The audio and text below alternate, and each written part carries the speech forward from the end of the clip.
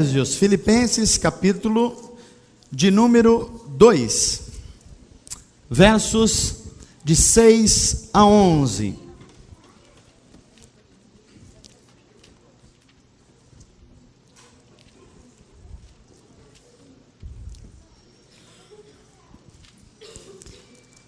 Depois que você achar Filipenses, aí você vai procurar o outro livro da Bíblia que se chama Colossenses, carta de Paulo à igreja que estava numa cidade chamada Colossos, ou Colossos, e que está aí logo depois de Filipenses. Está fácil essa, né, gente?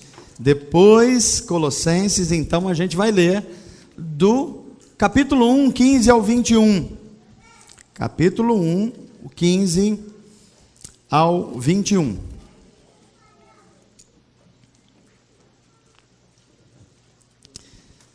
E só depois a gente vai ler Hebreus 4. Então, como vocês verem, a pregação hoje será leitura bíblica. Que bom que é assim. Que seja sempre assim. Primeiro texto, nós vamos ler dois textos que revelam quem é Jesus. Quem é Jesus. E é importante que nós deixemos a Bíblia falar. Por que isso é importante? Porque hoje há muitas propostas do que seria Jesus. Aliás, há um movimento na direção de ter um Jesus privado para cada pessoa, para cada grupo de pessoa. Então você vê uma expressão religiosa dizendo, olha, para nós Jesus é isso. Aí você vê o pessoal da nova era dizendo, ó, para nós Jesus é isso. Aí você vê o pessoal liberal, Jesus é isso. E assim vai. Então a gente precisa deixar a Bíblia falar. Quem a Bíblia diz que é Jesus? Jesus Cristo. Então dois textos muito especiais, Filipenses e Colossenses. Comecemos com Filipenses, no capítulo 2. Eu vou só adiantar um verso para ficar mais fácil, o 5, a partir do 5, que diz assim: seja a atitude de vocês a mesma de Cristo Jesus. Quero que você leve em conta que a Bíblia está colocando o nome Cristo antes de Jesus, e há um motivo para isso. Verso seguinte: que embora ele sendo Deus, a primeira informação, Jesus é Deus, não considerou que o ser é igual a Deus era algo a que devia apegar-se, mas esvaziou-se a si mesmo. Ele é Deus, e por um momento ele abriu mão disso, mas foi ele, mas continua sendo Deus. Ele não abriu a mão de ser Deus, ele abriu mão dos poderes que estavam sobre ele. Continuando, tornando-se semelhante aos homens, ser humano, e sendo encontrado em forma humana, humilhou-se a si mesmo, e foi obediente até a morte e morte de cruz. Por isso, por toda essa obra que nós lemos aí para cima, Deus o exaltou à mais alta posição, e lhe deu o nome que está acima de todo nome, para que ao nome de Jesus se dobre todo joelho, nos céus, na terra e debaixo da terra, e toda língua, toda nação, toda etnia, todo governo, todos confessem Jesus Cristo é o Senhor, para a glória de Deus Pai. Amém. Parte da pregação já está feita.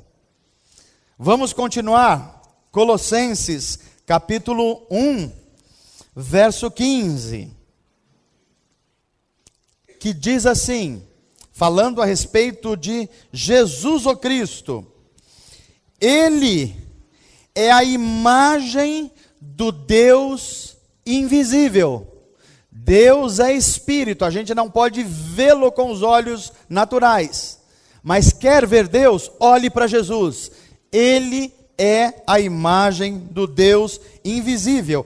Ele é o primogênito de toda a criação. Pois nele foram criadas todas as coisas, nos céus e na terra, as visíveis e as invisíveis, sejam tronos ou soberanias, poderes ou autoridades. Todas as coisas foram criadas por Ele e para Ele. Ele é antes de todas as coisas e nele tudo subsiste. Ele é a cabeça do corpo, que é a igreja. É o princípio e o primogênito dentre os mortos, para que em tudo tenha a supremacia. Texto de Colossenses. Agora abra sua Bíblia no texto de Hebreus. Continue um pouquinho à frente. Hebreus, capítulo de número 4. E agora a gente vai ter o apoio aqui.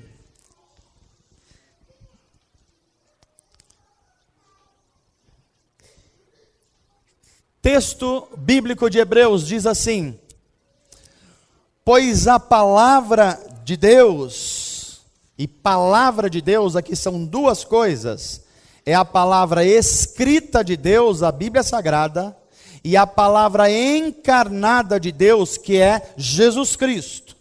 São as duas expressões do que a Bíblia chama de palavra de Deus.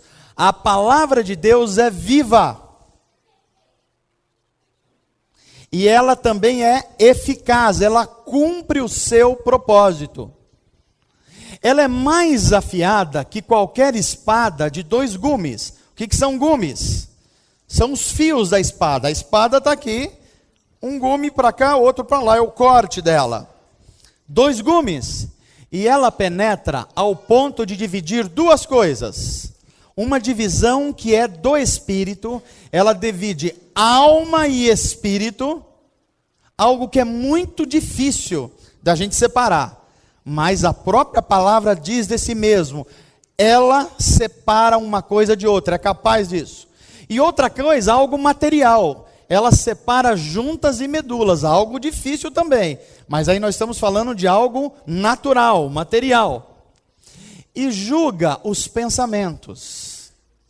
Não é por acaso que nós estamos fazendo essa série bíblica. Não basta a gente pensar sobre uma coisa, ou até pensar sinceramente sobre uma coisa. Nós precisamos colocar qualquer coisa sobre o julgamento da palavra de Deus, o crivo da palavra de Deus. Por isso que ela julga os pensamentos, olha, mente e intenções do coração. Nada em toda a criação está oculto aos olhos de Deus. Tudo está descoberto e exposto diante dos olhos daquele a quem havemos de o que mesmo, gente? Prestar contas. Todo ser humano, Brasília inteiro, Congresso inteiro, Judiciário inteiro, a igreja brasileira inteira, todos os seres humanos vão estar diante do grande juiz. E não é o Sérgio Moro não, ele é fichinha. É o grande juiz que sabe tudo. Portanto, visto que temos um grande sumo sacerdote, eu vou explicar para você o que é isso, que adentrou aos céus. Jesus, quem ele é? O Filho de Deus. Apeguemo-nos com toda a firmeza a essa fé que nós professamos. Pois o sumo sacerdote que temos não é um tipo de sumo sacerdote que não possa compadecer-se das nossas fraquezas, mas é um tipo de sumo sacerdote que alguém como nós passou por todo tipo de tentação, porém sem pecado.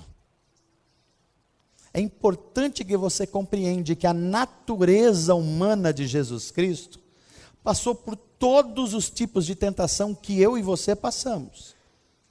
E nós estamos falando de um único ser humano que passou por essa vida sem nenhum pecado. E isso é central, central. Assim sendo, aproximemo-nos do trono da graça. Se aproxime dele. Como que a gente se aproxima de Deus? Se aproximando da palavra revelada, se aproximando da palavra encarnada, Jesus, se aproximando do corpo de Cristo. Se aproxime do trono da graça com toda a confiança, a fim de recebermos misericórdia e encontrarmos graça que nos ajude no momento da nossa necessidade. Amém. Feche os seus olhos, vamos orar. Pai, estamos diante do Senhor. E nem sempre a gente tem a correta percepção do que significa isso. Nós estamos diante de alguém que nada está oculto aos teus olhos. O Senhor conhece todas as coisas e todos os corações, conhece o meu coração. E é por isso que nós devemos temer e tremer diante de tão santíssima presença. Mas ao mesmo tempo, algo maravilhoso nos atinge, porque essa santa presença se esvazia desse poder que poderia nos esmagar, e se faz um de nós em Jesus de Nazaré. E ele se torna o nosso mediador, o nosso sacerdote, aquele que nos une a Deus, e através de quem nós conhecemos quem Deus é. Revela esses mistérios a nós nessa noite. Faz-nos mais filhos, mais próximos de Ti. Faz-nos pessoas mais abertas à verdade. Pessoas que não aceitam apenas a sinceridade, mas buscam a verdade. E a verdade nós sabemos quem é, porque o Senhor disse: eu sou a verdade. Ensina-nos a Te conhecer, porque esse é o maior propósito, e o único propósito da nossa vida, conhecer a Ti, para que conhecendo a Ti, a gente conheça nós mesmos, e os relacionamentos aos quais o Senhor nos deu para compartilhar.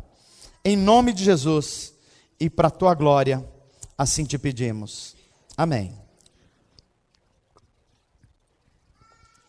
Muito bem, meus amados, nós lemos a palavra de Deus e, como vocês sabem, nós estamos pregando uma série de mensagens bíblicas. Começamos domingo passado, cujo título é As Várias Faces do Amor de Deus, a partir de uma oportunidade cultural, que é o livro e o filme chamado A Cabana, de um autor chamado William Paul Young, um canadense, que lançou esse livro em 2007, no Brasil chegou em 2008, e o filme que chegou no Brasil recentemente, e tem levado muitas pessoas a assistir esse filme.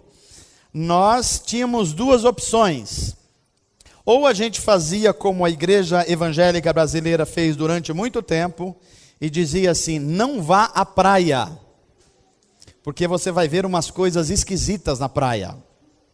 Lembra disso?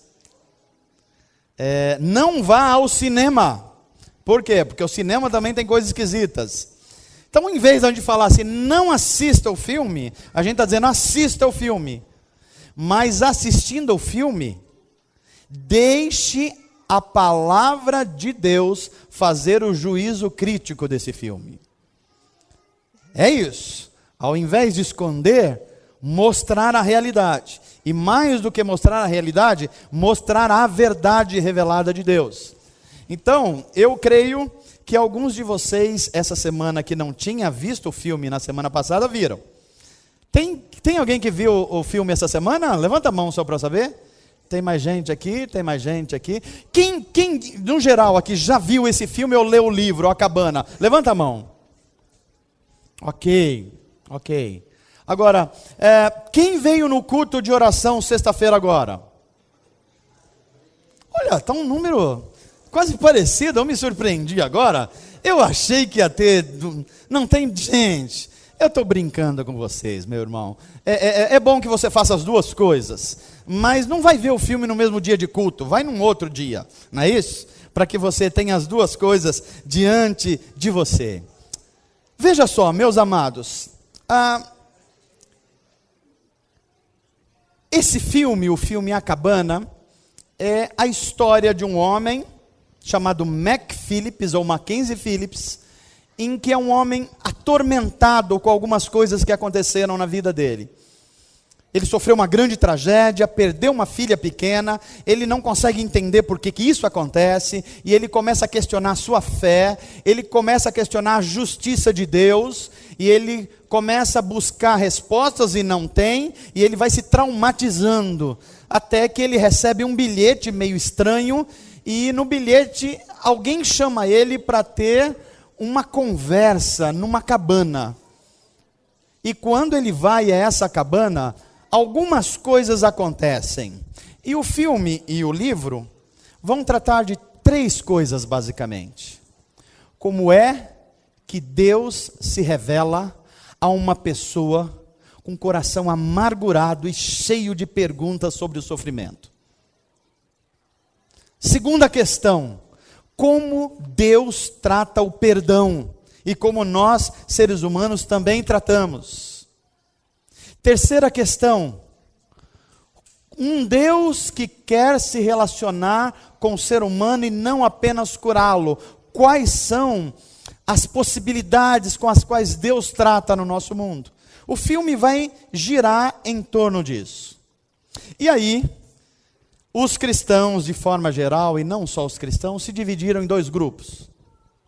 Um primeiro grupo leu o livro, viu o filme e achou o filme interessante, sensível. Um filme que tenta mostrar o amor de Deus em meio às mazelas pelas quais o ser humano passa.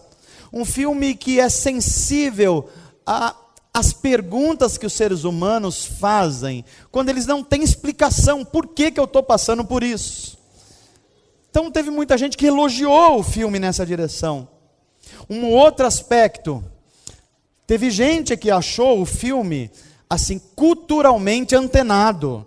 É um filme que está percebendo o que está acontecendo e trouxe questões para serem discutidas. Então, quando Deus, o que Deus tem a ver com os grandes problemas do nosso tempo? Isso é um grupo de pessoas. E nesse filme, Deus é apresentado como Deus Trino, claro, Pai, Filho e Espírito Santo, mas de uma forma muito, como eu diria, diferenciada, no mínimo diferenciada. Porque o Deus Pai, na verdade, é mostrado como uma mãe. E se não bastasse ser uma mãe, uma mulher, é uma mulher negra. Ou seja, parece que o autor quis mostrar Deus não como representante das maiorias, mas como representante das minorias. Portanto, um pensamento, diríamos, arrojado nesse sentido. Mas tem a segunda pessoa da Trindade, o Deus Filho. E quem é o Deus Filho? Parece também que os autores pensaram de forma arrojada. Diferentemente dos filmes e dos quadros e das obras de arte, que sempre mostram um Jesus europeu, cabelo liso grande, olhos azuis ou verdes, barba bem feitinha. Os autores se negaram a mostrar um Jesus assim, e falaram, não, Jesus nasceu num contexto do Oriente Médio, ele precisa se parecer com alguém do Oriente Médio. E parece que acertaram bem, o ator que aparece lá, é um cara que você olha e fala, ou esse cara é judeu ou é islâmico, um dos dois ele é, né? Mas é curioso que é alguém do Oriente Médio, mas vestido como um ocidental. Porque ele está vestido de uma forma assim muito comum, né? Muito comum. Terceira pessoa da Trindade, de novo um pensamento no mínimo heterodoxo. O Espírito Santo é representado por uma mulher de novo. E não só uma mulher, mas uma asiática. E aí um contexto étnico, cultural interessante. Ou seja, quase tudo que nós conhecemos aqui no Ocidente é imagem do Ocidente. Hollywood praticamente só mostra o Ocidente. E o autor do livro coloca o mundo oriental em evidência.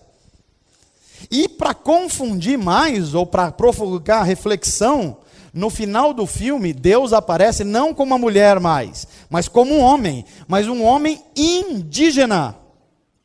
Outra minoria representada no filme.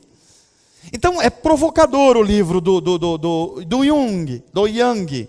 É provocador porque não mostra um Deus pai velhinho barbudo, não mostra um Deus filho europeu de olhos azuis, não mostra um Espírito Santo meio anjo, e ainda coloca uma visão bem indígena do Deus Pai.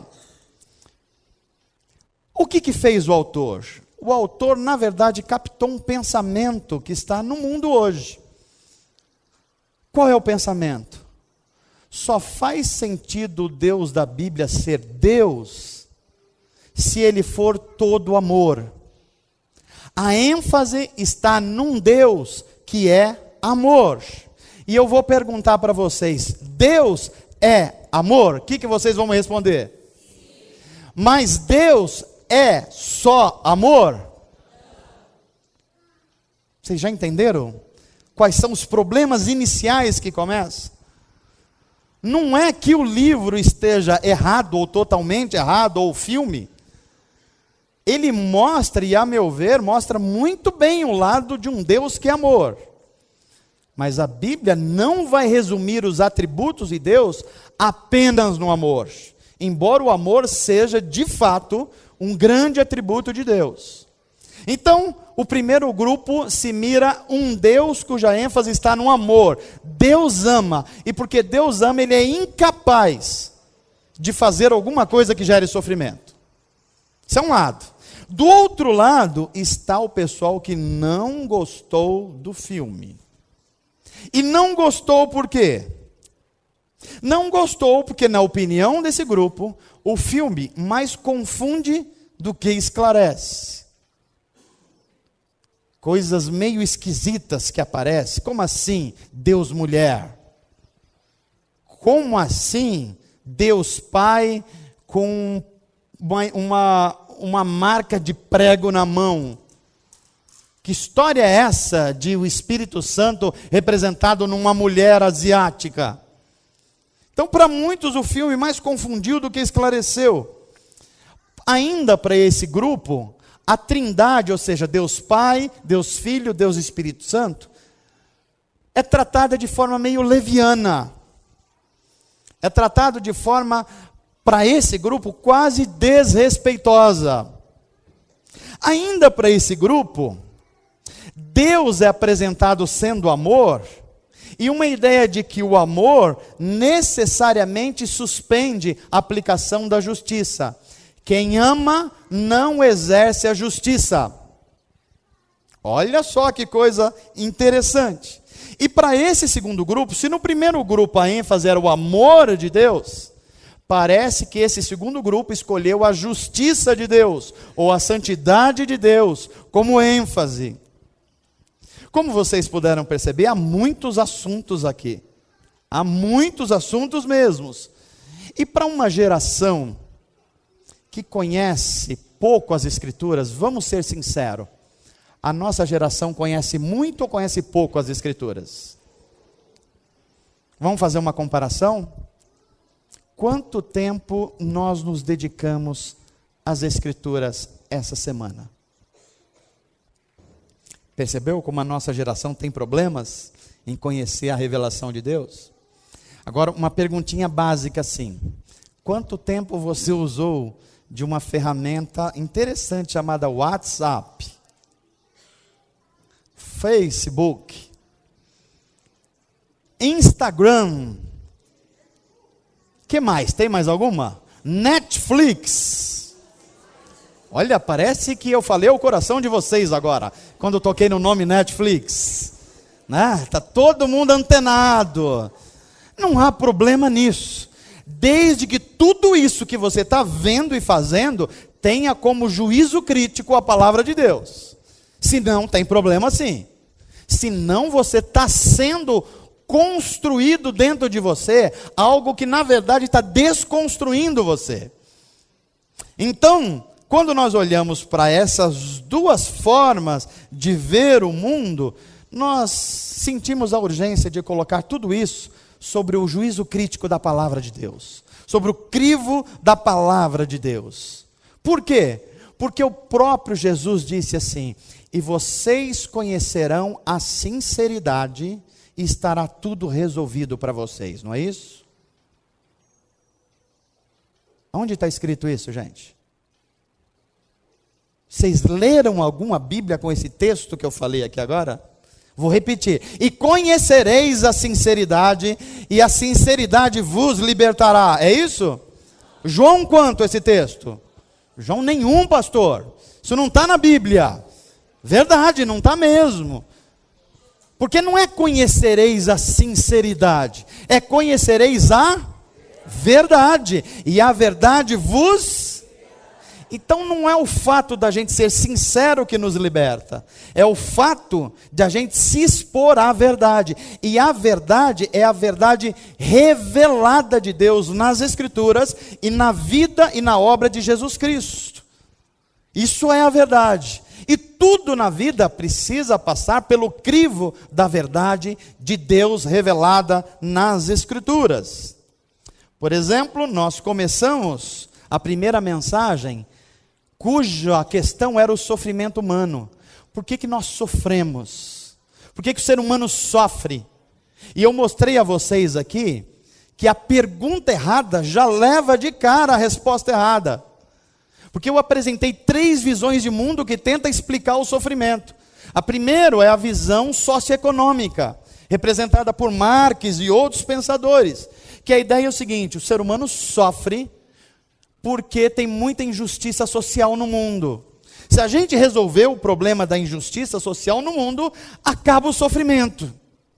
Isso é uma ideia de mundo, que não está errada, mas está reduzida. Tem muito sofrimento no mundo, porque é mesmo a injustiça social que está acontecendo. Mas não é todo o sofrimento do mundo que vem daí. Aí vem outra escola de pensamento, que eu chamaria de a explicação psicológica do sofrimento, representada por Freud e outros pensadores, que diz assim: não, o ser humano sofre porque a gente fica reprimindo o ser humano. Deixa as coisas do ser humano rolar, que a gente acaba com o sofrimento. Você tem vontade de comer, coma. Você tem vontade de viajar, viaje. Você tem vontade de fazer sexo, faça sexo. Se você tem do que você tiver vontade, solte, libere.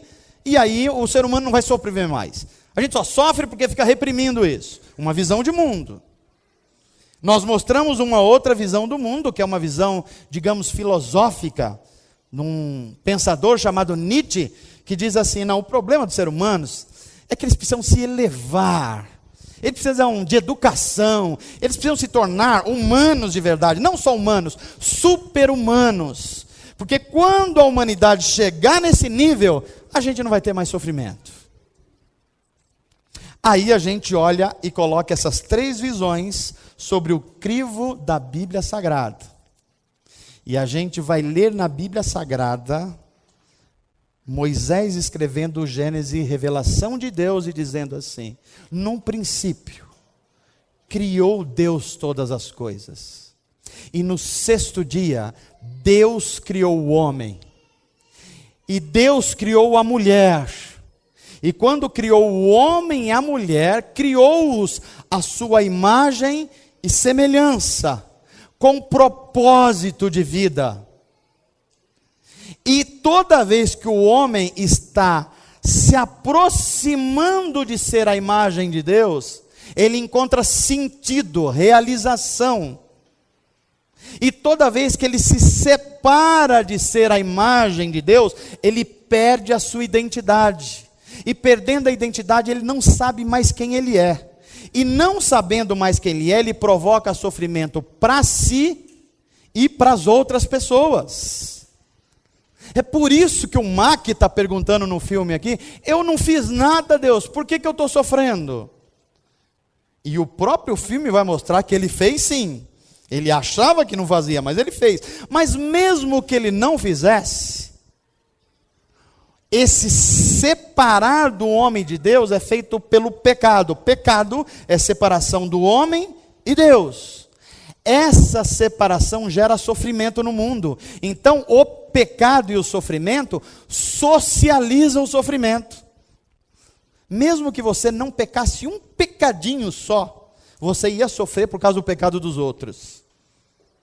Por exemplo, você sai na sua rua, depois do culto aqui, sai na rua, pega o seu carro, você é cristão, você estava num culto, você ouviu a palavra de Deus, mas a menos que Deus interfira, nada pode impedir de você encontrar no meio de uma avenida um sujeito bêbado, que bebeu todas, e irresponsavelmente pegou um carro, e daqui a pouco vir encontro contra o seu carro. A pergunta é: quem que pecou? Não foi você.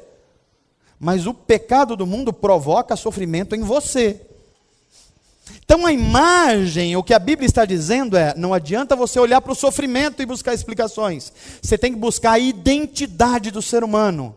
E quando a gente busca a identidade do ser humano, nós vamos ver que o ser humano foi criado para ser a imagem e semelhança de Deus. Quando ele não é a imagem e semelhança de Deus, ele experimenta sofrimento e gera sofrimento para o mundo. Amém, gente? E hoje nós chegamos num segundo ponto, que é tão importante quanto o primeiro. E nessa segunda mensagem, a abordagem que a gente vai fazer aqui é experimentar uma deixa do filme. O filme, de forma muito interessante, ele mostra a imagem de Jesus, de um sujeito bacana, e Jesus é bacana mesmo. O Jesus revelado na Bíblia é gente tão boa, que as crianças adoravam ele. Já viu isso na Bíblia? Onde Jesus estava, tinha criança perto dele. Queria falar com ele, brincar com ele. Teve uma hora que os discípulos chegaram: vocês estão atrapalhando aqui, o pastor mandou pregar no final do culto para as crianças, o ministério infantil, né? Aí Jesus fala: não, essas crianças, elas estão brincando legitimamente, elas estão na fase disso, pode deixar, que eu gosto delas aqui, pode deixar ela perto de mim. Jesus era gente boa. O filme mostra bem isso. Jesus era humano, um Jesus amigo, um Jesus que chama o Mac Phillips para conversar, um Jesus que inclusive anda sobre as águas, efeito especial brilhante do filme, né? Um Jesus que tem umas conversas assim intimistas com esse homem que está sofrendo, e está correto, mas está reduzido, está correto, mas está apresentando apenas parte. Porque a Bíblia vai dizer que Jesus é o Cristo. O nome Jesus Cristo não é um sobrenome de Jesus, como o meu sobrenome é Emanuel Florencio. Não é Jesus Cristo da Silva. Não é isso. Cristo é um título, é uma função de Jesus. É Jesus, o Cristo de Deus, o ungido de Deus, o eleito, o escolhido de Deus, Jesus o Cristo. E a Bíblia vai ensinar que Jesus o Cristo é Deus, mas de forma quase que paradoxal, vai também informar que esse Jesus que é Deus, se esvazia das suas prerrogativas de ser Deus, e vem ao nosso mundo para se tornar um de nós, portanto, ser humano. Eu sei que na sua cabeça, 5 mais 5 dá 10, e 50% mais 50% dá 100. Mas a Bíblia vai ensinar de uma forma misteriosa, que Jesus não é 50% Deus e 50% homem. Não, Jesus é 100% Deus e 100% homem. E isso não é apenas uma noção e um conceito, isso tem aplicações práticas enormes para a nossa vida. Por quê? Porque se a gente apresentar só a humanidade de Jesus, vai estar faltando 100% de outra coisa. Percebeu? Se eu apresentar só a divindade de Jesus, vai ficar faltando 100% de outra coisa. Em outras palavras, Jesus, o Cristo, jamais pode ser apresentado apenas na sua humanidade ou apenas na sua divindade. Muito bem. Então, quando nós apresentamos um Jesus apenas humano ou um Jesus apenas divino, nós não estamos apresentando Jesus. Nós estamos apresentando uma ideia de Jesus. E o que pode acontecer de pior? E é o primeiro tópico que eu queria colocar para você pensar comigo. Eu acho que está disponível aí, por favor. Olha só o que nós estamos propondo hoje. Jesus, vírgula, o Cristo. Nós devemos a Ele admiração ou nós devemos a Ele obediência? Porque a resposta correta à pergunta quem é Jesus vai determinar se nós estamos seguindo a Jesus, o Cristo mesmo, o Filho de Deus, ou se a gente está seguindo a um Jesus genérico, ou seja, uma ideia de Jesus, um Jesus placebo. Vocês sabem o que é o placebo, não sabe? Deixa eu explicar para vocês. Quando você está fazendo um tratamento, você recebe do médico um comprimido que tem um composto químico para buscar curar você. Mas há testes da medicina em que os médicos dão apenas um comprimidinho de farinha. Tem nenhum remédio lá dentro. Mas você olha para os dois e fala assim, tem remédio aqui, mas não tem. Parece o que está acontecendo muito hoje é um Jesus genérico, ou é um Jesus nesses termos que nós colocamos aqui. Ou seja, não é o Jesus revelado nas Escrituras, mas é uma ideia de Jesus que me serve. Por exemplo, vocês vão dizer assim, imagina, vem para Jesus que Jesus te ama, e Jesus te acolhe do jeito que você tiver. Está tudo certo, só que está pela metade.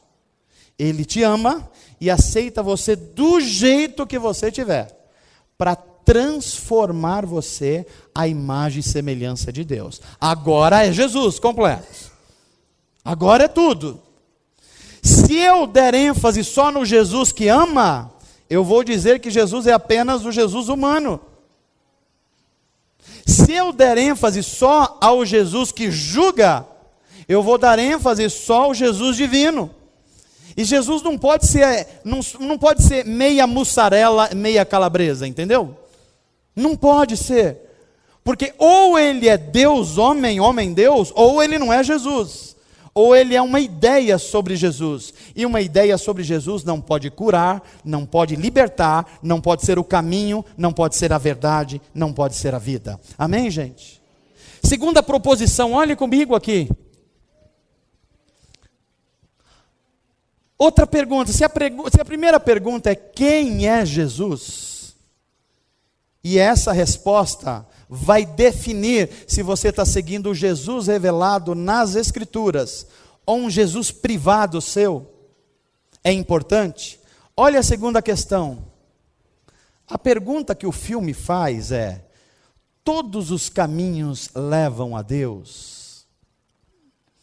Eu achei muito curioso, parece que no livro tem mais evidências do que no filme, que chega um momento que o autor que está escrevendo nas falas, vai dizendo assim, olha, Deus não está muito preocupado exatamente por onde você vai chegar até a Ele.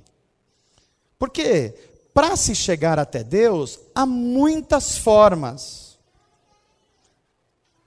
Isso por si só deixaria um cristão de cabelo em pé. Mas o livro tem uma situação mais sutil ainda. Ele não diz exatamente que todos os caminhos levam a Deus. Ele diz que Jesus é o melhor dos caminhos para se encontrar Deus. Entendeu a sutileza, a diferença? Era como dizer, ó, tem muitos caminhos, mas eu indico o melhor deles, que é Jesus. O problema é que a Bíblia Sagrada não diz que Jesus é um dos caminhos, e nem que ele é a melhor ideia sobre Deus. A Bíblia Sagrada diz que Jesus é o único caminho para Deus. É o único. É por isso que hoje em dia você vê uma mistura, uma salada mista na cabeça das pessoas espiritualizadas. É muito comum você ver cristãos com ideias, pensamentos e ações mais parecidas com espíritas. Você vê alguns cristãos com pensamentos budistas. Você vê alguns cristãos com pensamentos que é próprio de uma visão chamada Nova Era, e que não tem nada a ver com as Escrituras. Por quê? Porque a gente não está muito interessado em conhecer a verdade de Deus. Porque eu quero ir para o culto para receber a minha bênção. Eu quero ir para o culto para eu levar vantagem em alguma coisa.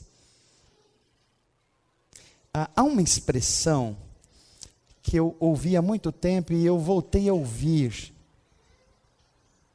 Nos nossos ajuntamentos em nome de Jesus, a gente fala assim: o céu baixou nesse lugar. Já viu essa expressão? Você já viu? Eu acho muito interessante essa expressão. Porque se o céu de fato baixou, a gente praticamente se tornou anjos. Porque o céu é o lugar de anjos. A pergunta é, durante a semana essas pessoas se tornaram anjas e anjos? Essas pessoas não estão mentindo mais, não estão fofocando mais, não estão deixando de pagar os outros, não estão... que mais que anjo não faz e ser humano faz? Não estão pecando. Porque se o céu baixou, não tem mais por que a gente pecar. Então tem alguma coisa errado nessa expressão. Quando é que nós sabemos que nós estamos cultuando a Deus? É quando vem sobre o conjunto das pessoas uma sensação de inadequação, que nós estamos diante de um Deus tão grande, tão santo, tão amoroso, que não tinha o menor motivo para eu estar aqui, porque não seria digno, mas por causa do que Jesus Cristo fez, eu posso entrar no trono da graça de Deus com segurança. Aí o céu baixou. Quando há corações assim, aí o céu de fato está entre nós. Então, quando nós estamos fazendo essa pergunta, todos os caminhos levam a Deus? A pergunta é, se nós respondermos que sim, então nós estamos falando que Jesus não é o Cristo. Nós estamos falando que Jesus é um grande mestre, como Buda foi. Nós estamos falando que Jesus Cristo é um grande profeta, como Moisés ou Maomé foram.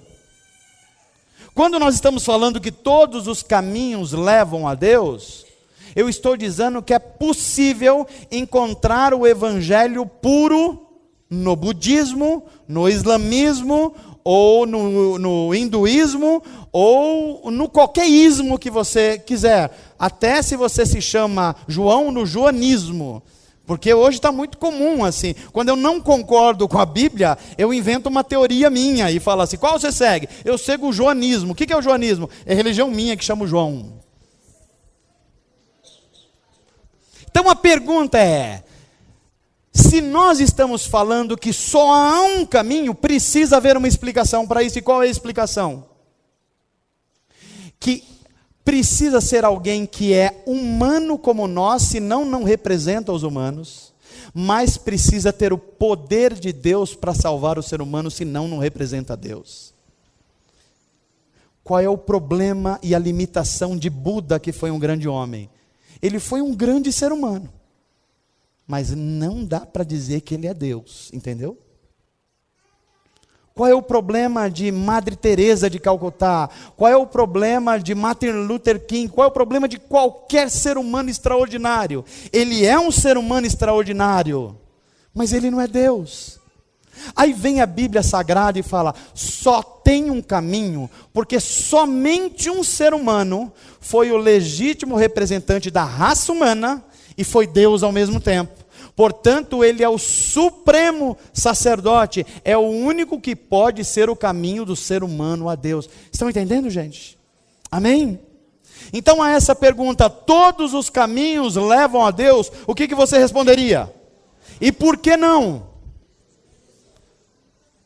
Porque é um grande homem, a gente admira.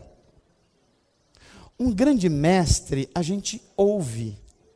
Um profeta você leva em conta, mas a um Deus você se ajoelha e adora porque Ele é Deus, entendeu? É muito diferente, não é só diferente, como é singular. Só Jesus Cristo pode nos levar a Deus, por quê? Porque Ele é o legítimo ser humano e um legítimo Deus. Nele está toda a revelação de Deus, e nele está tudo aquilo que o ser humano pode ser. E é por isso que Ele é o nosso Salvador, por isso que Ele é o nosso Redentor, e só poderia ser Ele e mais ninguém. Mas o livro continua e a gente tem uma terceira questão a colocar. Em um determinado momento do livro, o autor, a meu ver, cheio de boa intenção, e os personagens, ele diz assim, olha, Deus quer se relacionar com o ser humano. Deus quer muito isso. E aí duas expressões vêm. A primeira é: Deus existe para amar você. Um cristão que já foi à escola dominical 2 vezes na vida, 2 só, já desconfiaria dessa expressão. Porque não é Deus que existe para amar o ser humano. É o ser humano que foi criado para amar a Deus. O objeto é Deus e não o ser humano. O centro é Deus e não o ser humano. Porque quando o centro é o ser humano, a gente fica como o Mac Phillips, pensando que o mundo gira em torno da gente e fica explicando assim, por que eu estou sofrendo disso? Por que eu estou sofrendo daquilo? Veja que é sempre eu. Por que eu não sei o quê? Por que não... O problema é que você está no centro. Quando a gente coloca Deus no centro, a gente faz assim, pergunta. O sofrimento só tem um sentido e uma explicação. É porque, de alguma forma, nós nos separamos de Deus. E a pergunta que a gente tem que responder é, será que o Mac estava certo quando ele fala assim, olha, você tem que ter um relacionamento com Deus. Agora, Deus não está preocupado se você é cristão, Deus não está preocupado se você vai à igreja, Deus não está preocupado se você professa uma religião. Aliás, a religião é um problema, porque a gente não precisa de religião. O que você precisa é se relacionar com Deus em amor. A frase é sedutora. E é sedutora por alguns motivos. O mundo evangélico, não só evangélico, mas católico também, o mundo cristão, tem vivido muitos abusos na religião, muitos abusos. Há muitas igrejas que têm abusado da autoridade que têm. Há muitos líderes evangélicos que têm abusado da autoridade que têm. E têm escravizado pessoas. Tem, na verdade, até violado pessoas. Isso é tudo verdade. Mas deixa eu fazer uma pergunta para você. João Júnior, me ajuda aqui. Qual um bom remédio para o estômago? Omeprazol. Conhece o omeprazol? Já tomaram omeprazol? Ok. Omeprazol, via de regra, resolve o problema do nosso estômago, não é isso? Agora, se você tomar 200 omeprazol de uma vez só, o que vai acontecer? Mas a minha pergunta para você, é o omeprazol que é o problema? O que é o problema? É o abuso. É o abuso. Então não basta a gente sair por aí, como tem muita gente dizendo, fala, ó, eu gosto de Jesus, mas não gosto da religião. Eu gosto de Deus só do Novo Testamento, porque no Velho Testamento ele é muito ruim, no Novo Testamento ele é mais bonzinho. Não tem isso. Porque o que acontece? Quando nós usamos errado uma coisa, não importa se ela é boa, ela pode fazer mal. E religião significa religar, ligar de novo. É verdade que tem muita gente cobrando para ligar o homem a Deus. Tem muita gente que tem sido um pedágio até Deus. Ninguém vem ao Pai se não pagar para mim. Já viu coisa assim? Isso é pedágio, isso não é Jesus Cristo. Porque o caminho para Jesus Cristo é livre, ou para Deus, se for através de Jesus Cristo. Porque o preço era altíssimo, mas quem pagou foi o sumo sacerdote Jesus Cristo. Para que você não tivesse que pagar. E depois você é chamado para ser a imagem e semelhança de Deus todos os dias e o dia todo, enquanto você viver. Então a pergunta é, então Jesus veio para abolir a religião, para abolir esse negócio de igreja, abolir lei, Jesus veio para a gente só se relacionar com Ele, eu não preciso de outras pessoas ao meu lado, se eu ler a minha Bíblia em casa está certo, eu posso fazer a minha ceia sozinho em casa, porque não precisa desse negócio de culto, religião, igreja, é isso mesmo, pastor? Não, essa é uma religião privada, sua, você pode fazer, mas não chame isso de cristianismo. Se o seu nome é Maria, chama de marionismo. Se o seu nome é Teresa, chama de teresionismo. Mas não é cristianismo. Porque o cristianismo passa necessariamente por Jesus Cristo. E Jesus Cristo diz assim, eu sou o cabeça, mas eu tenho um corpo que é a minha igreja. Então não dá para você estar ligado à cabeça sem estar ligado no corpo, entendeu? Às vezes dá a impressão que a gente vai formando uma espiritualidade girino. Sabe o que é girino? Aquele sapinho assim, que tem um cabeção.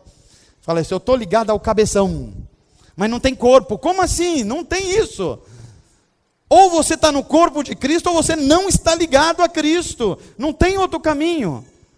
Então a essa pergunta aqui, Jesus veio para abolir tudo isso? Não. Ele veio para dar o verdadeiro sentido da lei.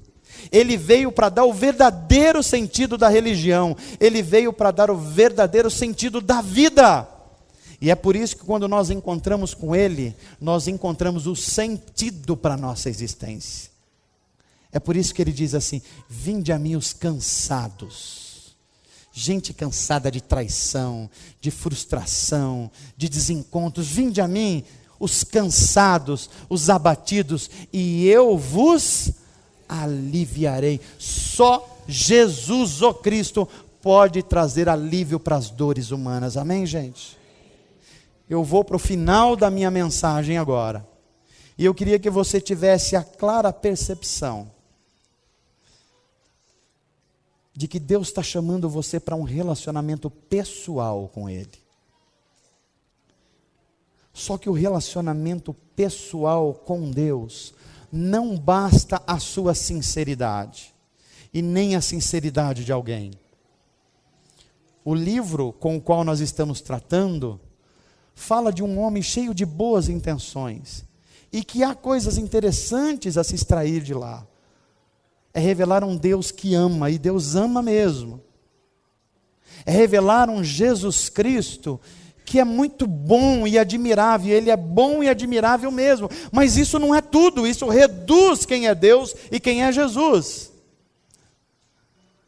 Porque eu repito, a pessoas boas a gente admira, mas Jesus não é apenas um homem bom, Ele é absolutamente Deus, e diante de Deus a gente segue ou não segue, a gente obedece ou não obedece, não tem uma segunda alternativa para isso.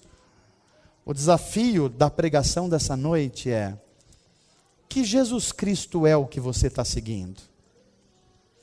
De repente você pode estar seguindo um Jesus que é um Jesus privado seu.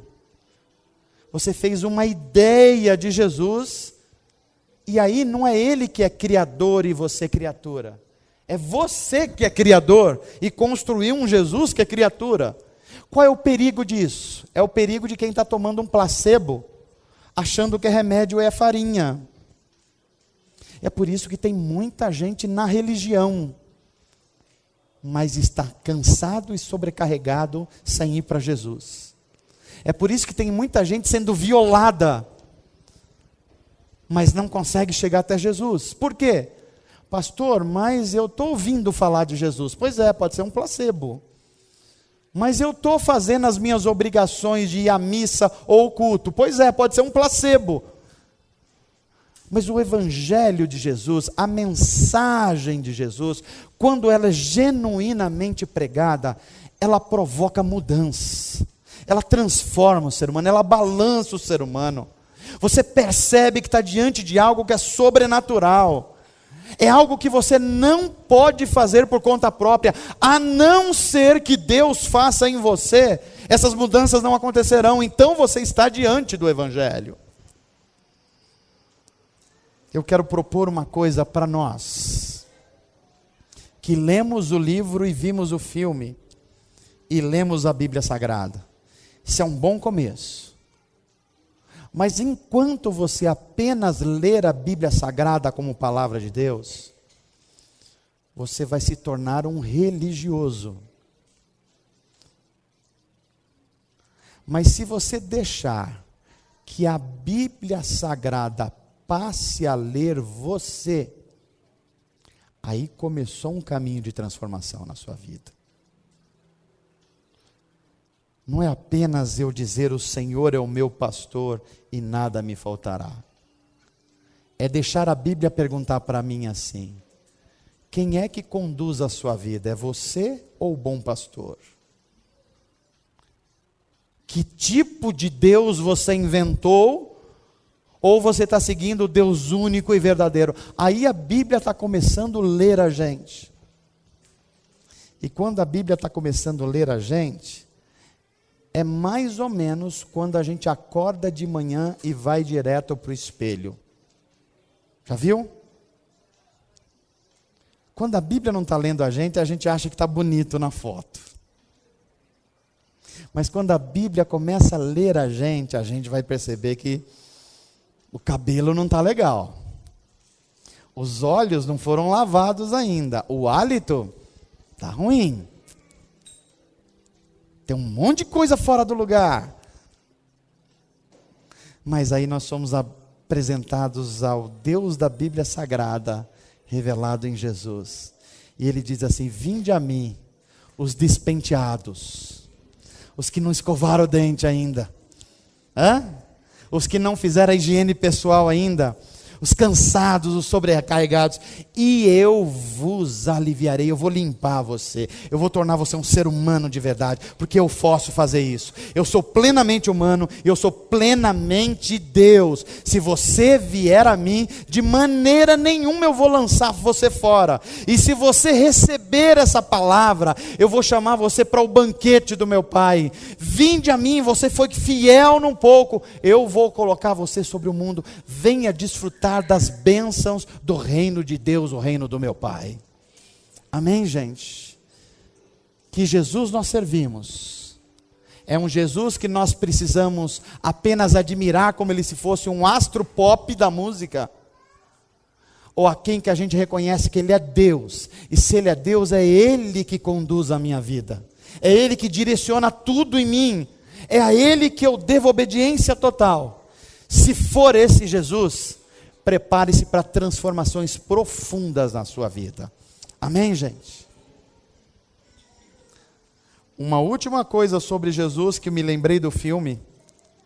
Chegou uma hora que o William Jung diz assim: você precisa de um relacionamento com Deus, porque esse relacionamento é muito importante.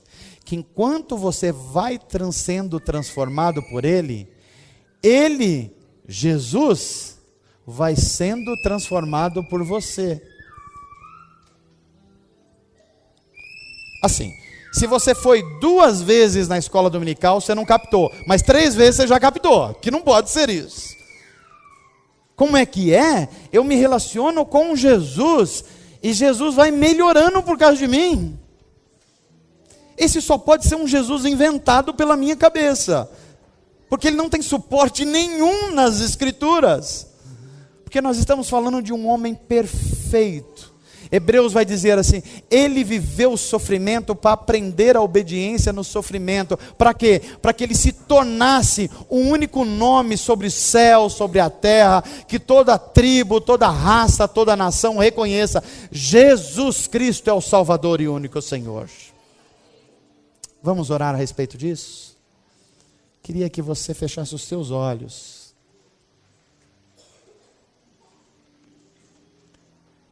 E você fizesse um exercício difícil, que é você não fazer qualquer outra coisa agora. Não faça qualquer outra coisa. Em momentos como o nosso, a nossa mente fica sempre ativada e o nosso coração desesperado. Mas eu quero desafiar você a pensar profundamente: quem é que eu tenho seguido? É Jesus Cristo, o Filho de Deus, a quem eu devo obediência total? Ou será que eu inventei um Jesus, à minha imagem e semelhança, que se adequa às minhas necessidades? Porque se tiver acontecendo isso, você pode estar tomando um placebo. É por isso que não há transformação profunda. É por isso que você não está descansando nele. É por isso que você continua ansioso demais. Porque um Deus que você controla vai dar muita canseira para você. Você precisa de um Deus em que você descansa nele. E esse Deus só pode ser encontrado em Jesus Cristo, perfeitamente Deus, perfeitamente homem. É por isso que ele se tornou um mediador entre Deus e os homens. Jesus, antropos, homem, mas o Filho de Deus também. Nós vamos cantar. Enquanto nós cantamos, eu queria que você fizesse uma oração, não só sincera, mas verdadeira. Senhor, eu estou te seguindo mesmo. Que você confesse a Jesus os seus pecados, os seus desencontros, os seus enganos. E se você buscá-lo, Ele vai encontrar você antes de que você encontre Ele. Vamos cantar. Para a cruz eu vou, se eu sofrer participar,